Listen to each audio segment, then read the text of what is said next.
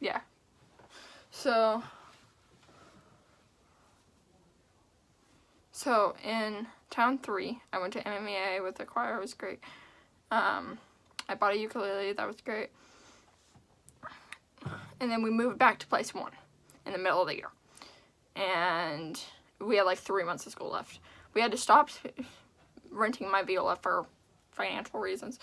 And I never really played it anyway, so it was okay. And then I was too late to join choir, so I was in this general music class. It was fun. It was just to get my music credit, because you have to have 1 music credit in middle school. And my music teacher was great. And we had 2 music teachers at that school. And I still go to that school. But this music teacher that taught me for general music is no longer there. Let's call him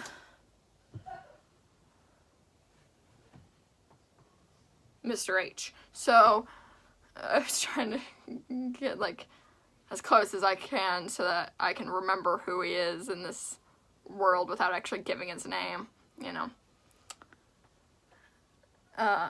However, I did give my orchestra's teacher's name. Anyway,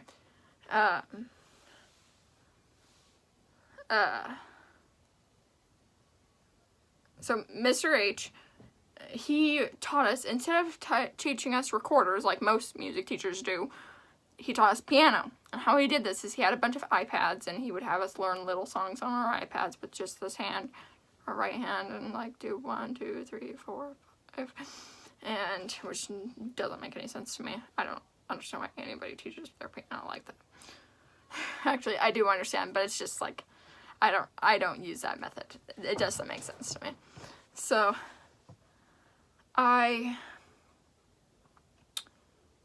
one day we had a substitute. The one day we had a substitute, it's very surprising. If you're in my real life and you know which teacher I'm talking about, it's very surprising that we only had a substitute once.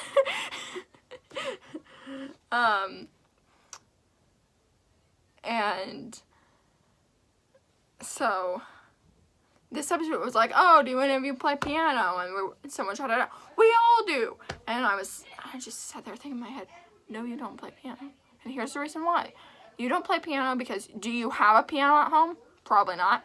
Do you actively play piano? No. Like, all these different things.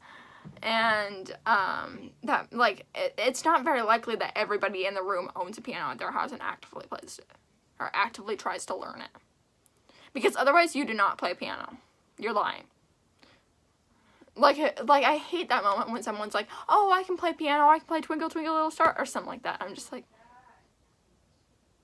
I can play like a million more songs than that you'd probably think are way harder. Probably for me, the hardest song that I know is "Seekers for the Mad" by Dodie Clark. It's probably the hardest song I know. Or "Instrumental" by Dodie Clark as well. Now, there, you see my level of... But I'm able to, like, mess around with chords really well and figure things out and stuff. And so that pretty much made me so that I was dedicated to prove to Mr. H that I could play piano. Like, actually play piano and not play piano like these other kids. I never proved this to him. To this day, I never proved that. However, I did tell him that he, like, inspired me to continue playing or whatever. But, yeah. So, the next year, I don't know when I bought this. I can't think of when I bought this ukulele. I think it was the next year when I was in 7th grade. I was still at that same school that I was in 6th grade in town number 1. We moved back to town number 1. From town number 3 to town number 1. And, I joined choir.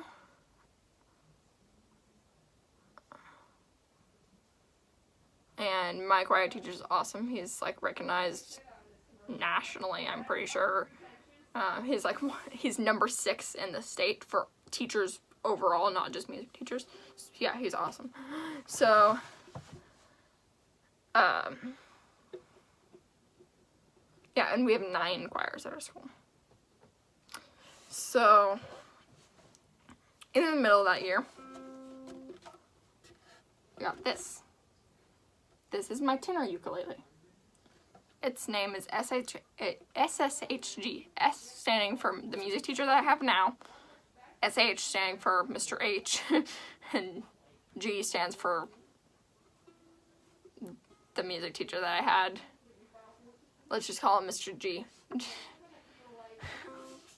Which just gives away who he is, because that's what everybody called him, Mr. G. Who I had in 7th grade. And I think it's better using their initials than using their actual names, though, so that you don't figure out completely like, oh, she goes to this school and she lives here, and yeah, you know. So it'd be even worse if I gave you their first names. So yeah, I got this. It's a tenor ukulele. I already said that. Oh, and if you're curious, is Kohala AK-TY31606.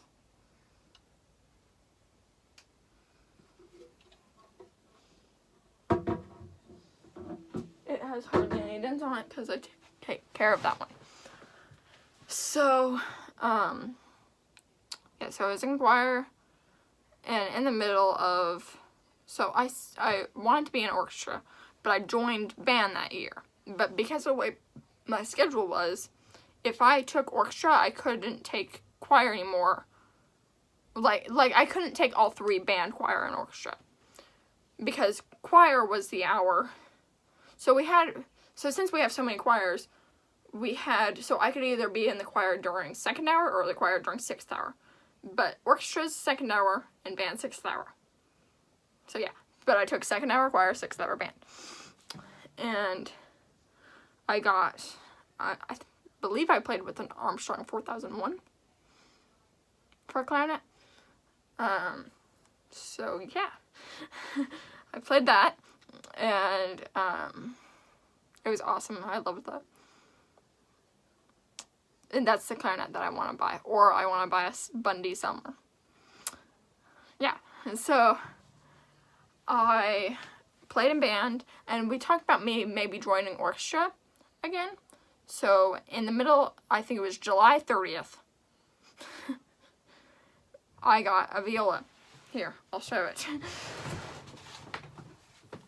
I'm surrounded by instruments I can't get out.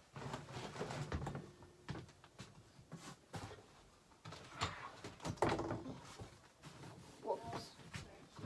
Don't know if you can tell in the background, but I accidentally hit a photo on the wall. Now it's sideways. This is my gigantic viola. After I show this to you, I'm going to go ahead and make part 3.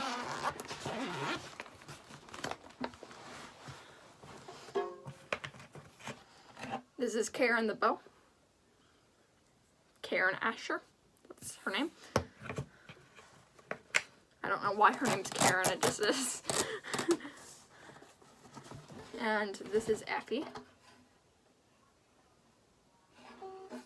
Very nice.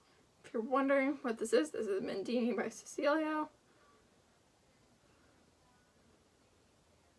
MAS50.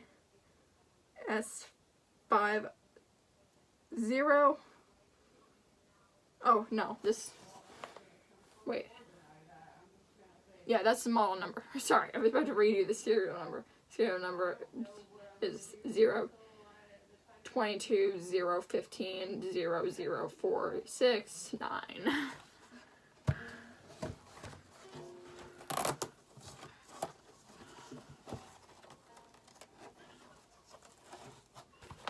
So yeah, see you in the next part.